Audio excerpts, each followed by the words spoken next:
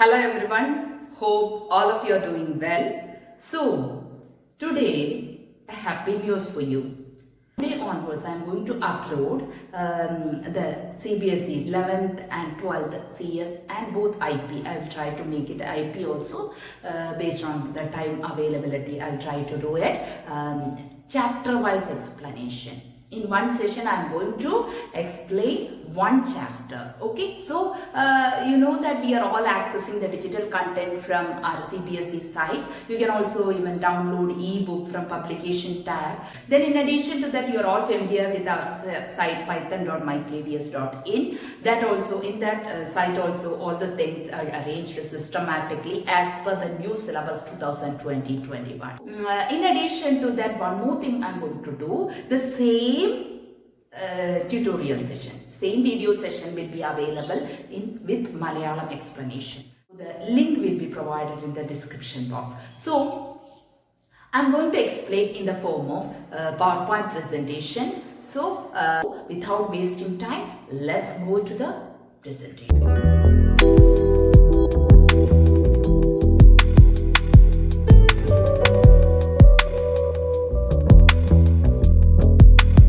So let's start the first chapter, basics, computer organization, 11th CS, computer science.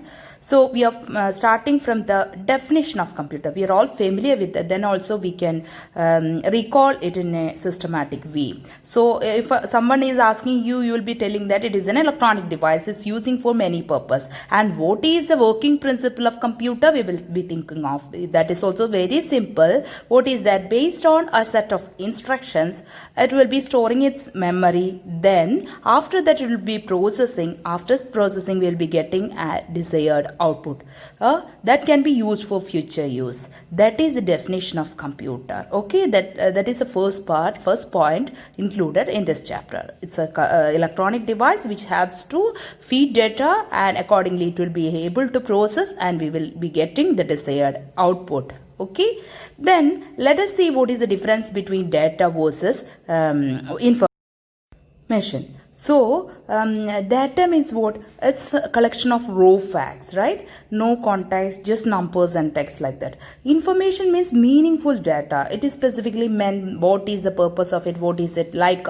If I'm giving, I'll give you one example. If I'm giving 10, 20, 30, you will not be identify what is that 10, 20 and 30 meant for. If I'm writing 10 kg, 20 kg, it will be clear that it is a weight of something. If I'm writing some products weight of something else, if I'm clearly given the title, then it would be okay. So that is the difference between data and information. Okay, is it clear?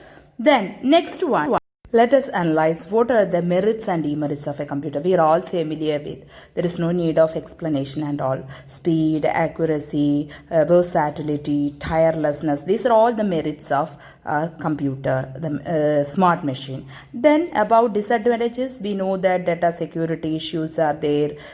Computer crimes are increasing day by day. By using the continuous use of these electronic gadgets makes lot of health issues, and if we are not properly disposed, that will be a very big issue for our nature. These are all the main disadvantages of our computer. Then let us see what are the functions of computer. We have already defined when we define the term computer. Computer means what? It is originated from the Latin word compute. Just I forgot to tell that one. Latin word compute, that is nothing but calculate. That is earliest calculating devices and all that details were included, but due to this pandemic situation, all those things are omitted from this part. Okay, so let us see what are the basic functional components of a computer. Okay, input, you can see in the diagram, input device is there and central processing unit is there and output device is there. Input means what? The system unit which has to feed the data to the computer, that is what is called input device. Then let us see CPU. CPU is known as brain of the computer. We all know that, brain of the computer. So this processor is divided into three parts. Okay, first one control unit, second one arithmetic and logic unit, then memory unit. These are the main three parts of computer, CPU. Okay, so then microprocessor means what? Control unit plus ALU. Control unit means it helps to control the whole executions of a computer. And arithmetic and logic unit, we might have heard about this one, that is which helps to execute the arithmetic operations as well as logical actions. Okay, then next one is memory unit. Just we need to store something, based on that only it will be able to process the data. So microprocessor unit means what? Control unit and arithmetic and logic unit together, and the total CPU equal to microprocessor unit plus which one? Memory unit. These are the division of which one? Central processor. This is known as John von Neumann architecture. Okay. So based on this principle, the computer is working. So let us see in detail what is input, what are input or output unit.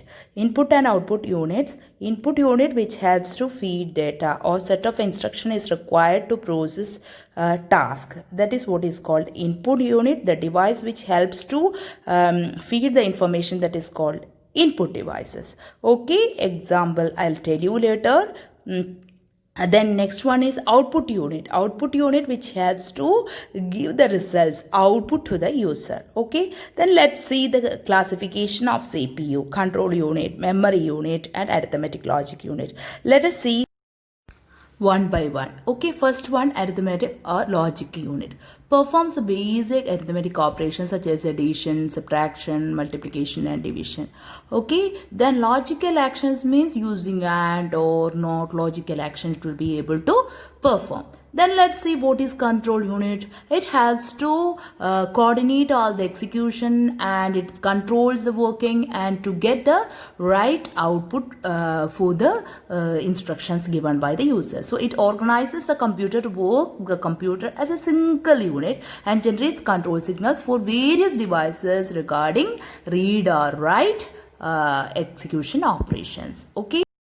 So let's see what is memory unit. We are all familiar with the word memory. In the case of computer, as a collection of cells, you can see in the figure also it's a collection of cell, and each with a unique physical address, 0 to n it is numbered. So most computers are byte addressable. You can see that computer will be able to understand only zeros and ones. So each cell is occupied with 0 or 1 bit binary digit, and accordingly it will be having correct position number also. So it can be stored like this. Okay, and let's see what are all the memory units used in computer. Okay, how much memory is required for a file or data or program. That is memory, that is measured by memory unit. So let us see which is a basic smallest memory unit. We know that bit binary digit 0 or 1. So 1 bit means 0 or 1. So what will be byte? 8 bit together makes a byte. Okay. So such 1024 bytes together makes a kilobyte. We are all familiar with kilobytes, megabytes, gigabytes, terabyte, petabyte, exabyte, zettabyte and yottabyte. That is all these measurements are given here. So 1024 kilobytes makes a megabyte. Okay, so likewise it will be forming bigger memory measurement units. Okay, so let us see memory in detail. Basically memory is divided into two: primary memory and secondary memory. Primary memory is the main memory of our computer. It's again divided into two, which are the RAM and ROM. RAM means random access memory. ROM means read-only memory. RAM is known as volatile memory. That is nothing but temporary. Okay. So the data stored in RAM will be lost when we switch off the computer. So it's known as volatile memory. Okay. So that can be accessed or changed. Then when we come to read-only memory, that is permanent memory. Okay, so it is not volatile, because at the manufacturing time the basic system informations are stuffed in its in the form of a program. That is what is called BIOS, basic input output systems. ROM consists of BIOS, that is non-volatile, so user cannot make any changes in that. We can see that while booting, we can see that so many information coming and going. You can read it, but we cannot make any sort of changes. That's why it is known as read-only memory. So these are the main two classifications of which one? Primary memory, RAM and ROM. So what are the main key difference between these two? RAM is volatile, ROM is not volatile. RAM means read and write. Okay, ROM means we can only read the data. So we cannot make a user like us, we cannot make any changes. Okay, these are the key difference between RAM and ROM. Then let us focus on secondary storage device. Why do we need to use secondary storage device? Because we know that for storing something permanent, additional storage unit is required for that. So secondary storage is used to store something permanently. So first example is hard disk. So hard disk is fixed inside the CPU itself. So that is a main secondary storage device of computer. So the hard disk is a set of stacked disk. You might have familiar with that. When we open the CPU and all, we can see that, or in your system itself, you are dealing with all this basic repairing and all. You can see that hard disk and all. So it is stacked disk. Each disk has data recorded electromagnetically in concentric circle. So different types of secondary storage devices are also included. You just go through the names. That's all.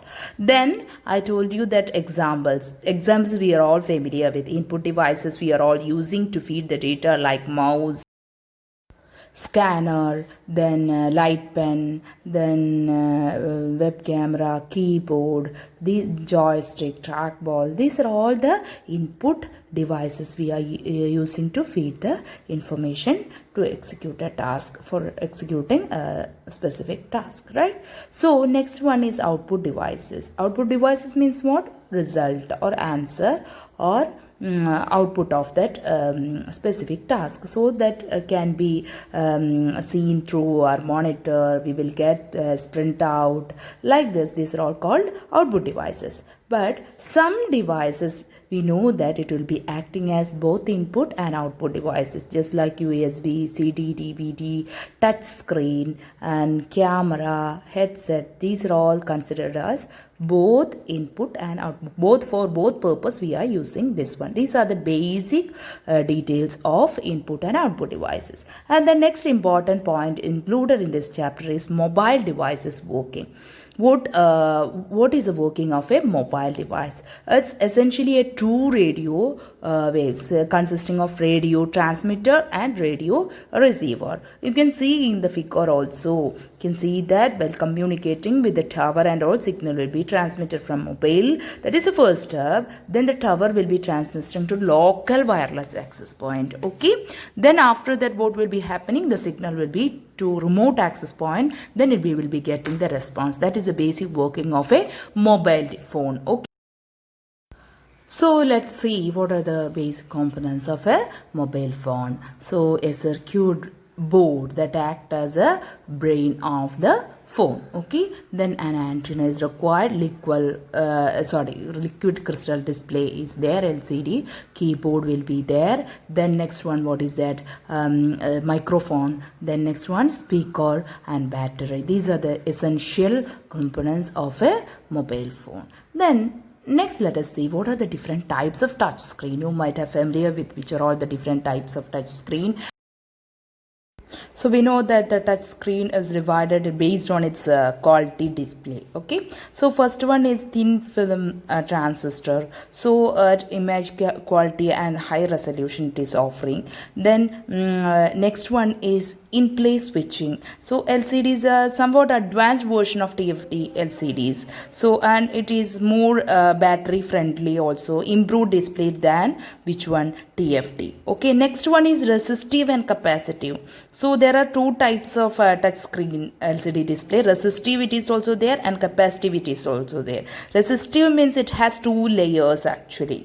So the two layers of conductive material with a small gap in between, while capacitive touchscreen consists of a layer of glass coated with a transparent conductor. So that is the difference between resistive and capacitive. Okay, capacitive screens tend to be more responsive than resistive screens and therefore found in high and phones mostly. Okay, so next one is OLED, that means organic light emitting diode. It's newer technology used in mobiles and monitors for display.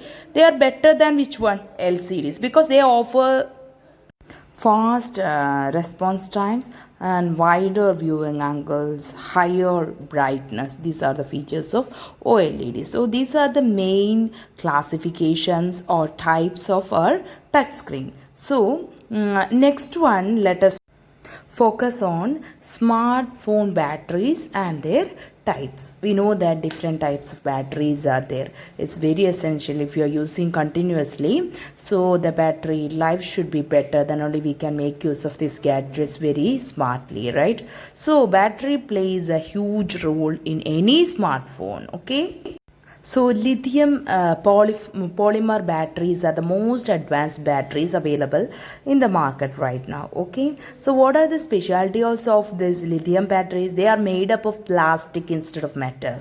Okay, it makes them usable on a smartphone of any type. Okay, so it do not suffer from memory effect or offer 40% more battery life than others lithium ion batteries.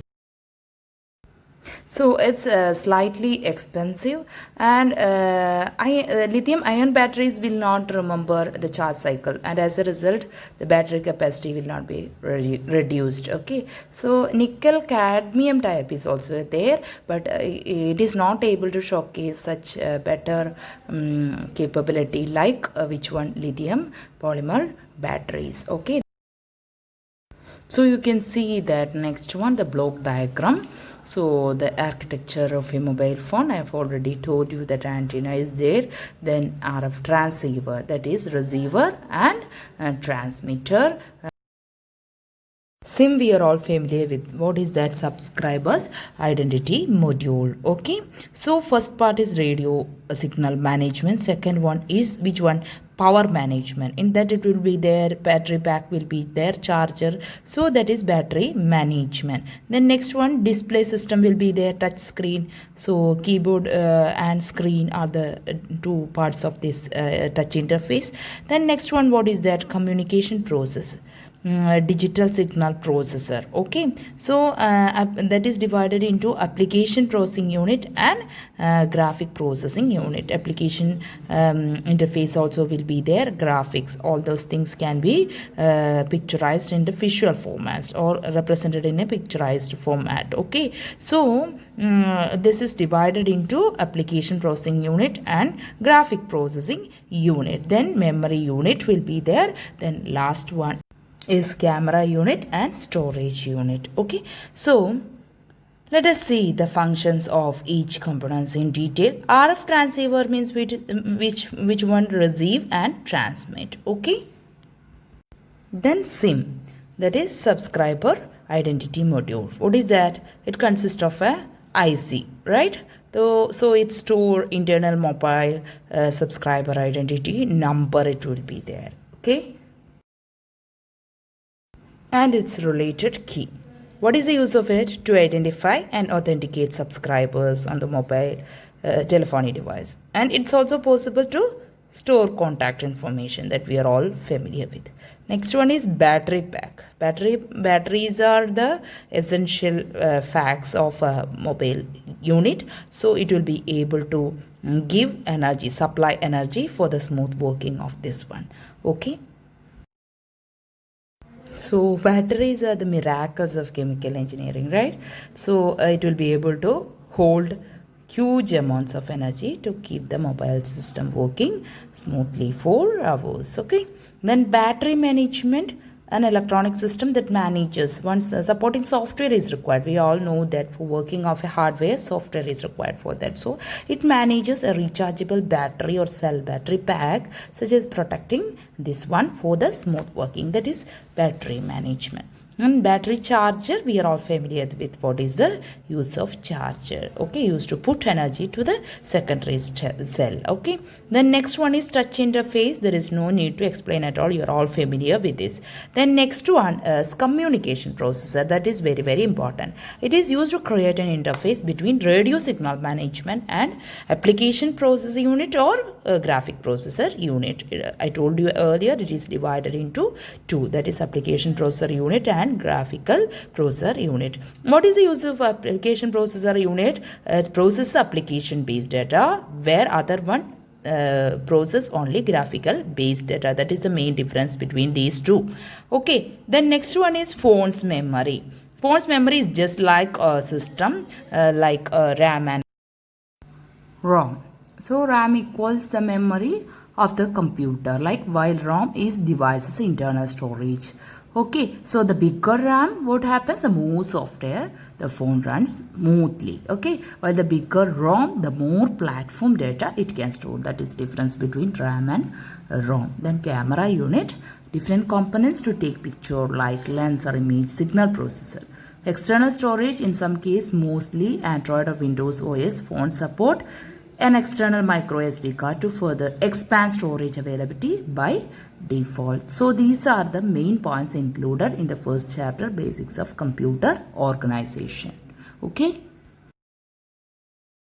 So let's recall the main points: the definition of computer, merits and demerits, then memory classification, functional components, then architecture of mobile system. Okay. Thanks for watching.